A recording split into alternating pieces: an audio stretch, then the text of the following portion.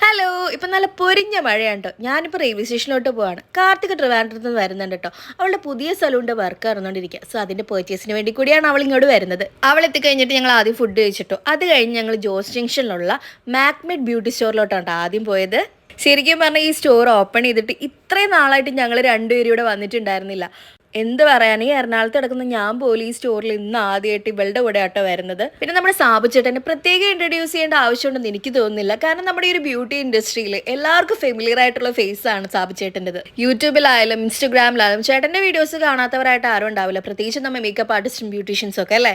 ഞങ്ങളിവിടെ ആദ്യമായിട്ട് വരുന്നതുകൊണ്ട് തന്നെ സാബു ചേട്ടൻ ഞങ്ങൾ ഈ സ്റ്റോർ ഫുൾ നടന്ന് കാണിച്ചു തരാം കേട്ടോ. നിങ്ങൾക്ക് ഡ്രഗ് സ്റ്റോർ മേക്കപ്പ് പ്രോഡക്ട്സ് വേണോ, നിങ്ങൾക്ക് ലക്ഷറി മേക്കപ്പ് പ്രോഡക്ട്സ് വേണോ, എല്ലാം ഇവിടെ അവൈലബിൾ ആണ് കേട്ടോ. ഹുദ ബ്യൂട്ടി, നാഴ്സ്, സ്റ്റാർട്ട്, എസ്റ്റേ ലോഡർ, ടു ഫേസ്, അങ്ങനെ കുറേ ലക്ഷറി ബ്രാൻഡ്സ് എല്ലാം ഇവിടെ അവൈലബിൾ ആണ് കേട്ടോ. And not just makeup products guys, നിങ്ങളൊരു ന്യൂ സലൂൺ ഓപ്പൺ ചെയ്യുകയാണെങ്കിൽ അവിടേക്ക് ആവശ്യമുള്ള എല്ലാ സാധനങ്ങളും ഇവിടെ അവൈലബിൾ ആണ്. ഇനി നെക്സ്റ്റ് ടൈം അവിടെ പർച്ചേസിന് പോകുമ്പോൾ നമുക്കൊരു ഡീറ്റെയിൽ വീഡിയോ തന്നെ എടുക്കാം. ഇപ്പം എന്തായാലും ഉച്ച ആയതുകൊണ്ട് ഞങ്ങൾ മൂന്നുപേരും കൂടി ഫുഡ് കഴിക്കാൻ പോകാം കേട്ടോ. ഞങ്ങൾ മുളവാടുള്ള വെള്ളക്കാന്താരിയിലോട്ടാണ് കേട്ടോ ഫുഡ് കഴിക്കാൻ പോയത്.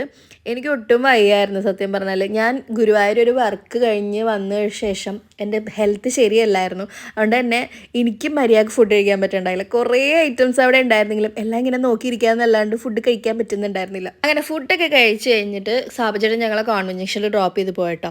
പിന്നെ ഞങ്ങൾ അവിടെ കുറേ നേരം അങ്ങാടും ഇങ്ങോട്ടും തെണ്ടിത്തിരിഞ്ഞ് നടപ്പായിരുന്നു. എനിക്ക് ഒട്ടും വയ്യെങ്കിലും ഇങ്ങനെ നടപ്പിന് ഒരു കുറവുമില്ല. Thank you. പുളിമിഠായി തിന്നാൻ പുളിമിഠായി തിന്നാനുള്ള പ്രായമാണ്.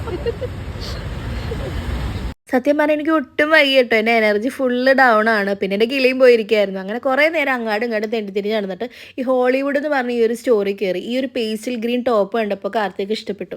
അപ്പോൾ അവിടെ കയറി കുറച്ച് ടോപ്സ് അവൾ ട്രൈ ചെയ്തിട്ടോ. കോൺവെന്റ് ജംഗ്ഷനിൽ കൂടി ഇങ്ങനെ നടക്കുമ്പോൾ ഈ സ്റ്റോർ നമ്മൾ കണ്ടിട്ടുണ്ടെങ്കിലും ഇതുവരെ നമ്മൾ കയറിയിട്ടുണ്ടായിരുന്നില്ല. ഇവിടെ കുറേ ടോപ്സും കുർത്തീസും എല്ലാം അവൈലബിൾ ആണ്. പിന്നെ സ്റ്റിച്ചിങ് അവൈലബിൾ ആണെന്നാണ് കേട്ടോ അവർ നമ്മളോട് പറഞ്ഞത്. അങ്ങനെ തെണ്ടിത്തിരിയുള്ള അവസാനം നമ്മൾ ലൈഫ് സ്റ്റൈലിൽ എത്തി. എൻ്റെ എനർജിയും പോയി, ഫോണിൻ്റെ ചാർജ് തീർന്നു ഗൈസ്.